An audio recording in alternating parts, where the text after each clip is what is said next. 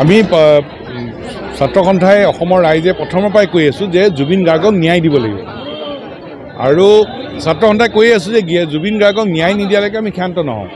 আমাৰ প্ৰাণৰ শিল্পী জুবিন গাৰ্গক ন্যায় দিব লাগিব। ন্যায় কেনেকৈ তাৰো ব্যাখ্যা আমি দি আছোঁ। ন্যায় হ'ল দোষীক কঠোৰ দৃষ্টান্তমূলক শাস্তি দিব লাগিব আৰু শাস্তি কেনেকৈ আমি কৈ আছোঁ যে পানী নখৰকা তদন্ত কৰি SITয়ে যিটো তদন্ত কৰি পানী নখৰকা বিধৰ কটকটীয়া সাক্ষ্য প্ৰমাণসহ এখন চাৰ্জশ্বিট আদালতত জমা দিব লাগিব, যাতে আইনৰ সুৰুঙাৰে এজনো দোষী বাচি যাব নোৱাৰে।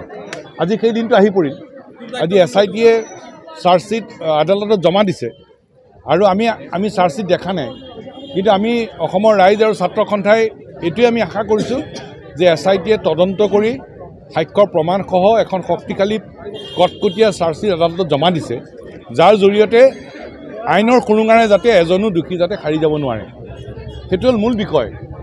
অসমৰ ৰাইজ আৰু ছাত্ৰ সন্থাৰ এইটোৱে আমি আশা কৰিছোঁ যে চাৰ্জশ্বিটখনত সাক্ষ্য প্ৰমাণসহ SITয়ে এখন কটকটীয়া শক্তিশালী চাৰ্জশ্বিট ন্যায়ালয়ত জমা দিছে, যাৰ জৰিয়তে এজনো দোষীয়ে আইনৰ সুৰুঙাৰে যাতে বাচি যাব নোৱাৰে। এতিয়া প্ৰশ্ন হ'ল যে অসমৰ সন্মানীয় মুখ্যমন্ত্ৰীগৰাকীয়ে আৰু অসম চৰকাৰে কৈছে যে পুলিচৰ দায়িত্ব শেষ, এতিয়া ন্যায়ালয়ে ন্যায় দিব। ন্যায়ালয়ে ন্যায় দিব। SITয়ে তদন্ত সম্পূৰ্ণ কৰি চাৰ্জশ্বিট দি দিলে, কিন্তু অসম চৰকাৰৰ দায়িত্ব শেষ হোৱা নাই।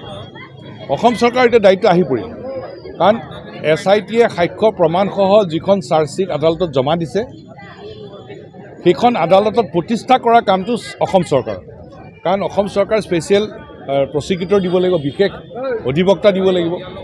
ফাষ্ট ট্ৰেক কৰিম বুলি ট্ৰেকৰ কাৰণে অনুৰোধ জনাম বুলি অসম চৰকাৰে কৰিছে।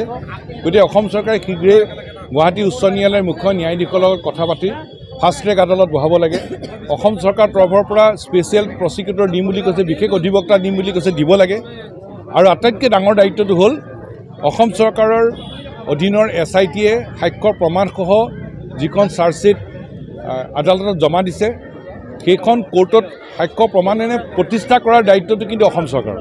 গতিকে অসম চৰকাৰে এতিয়া এই চাৰ্জশ্বিটখনক আদালতত প্ৰতিষ্ঠা কৰা কামটো অসম চৰকাৰৰ সেই দায়িত্ব ল'ব লাগিব, যাতে প্ৰত্যেকজন দোষীয়ে কঠোৰ দৃষ্টান্তমূলক শাস্তি পায়, কোনেও যাতে আইনৰ সুৰুঙাৰে যাতে বাচি যাব নোৱাৰে।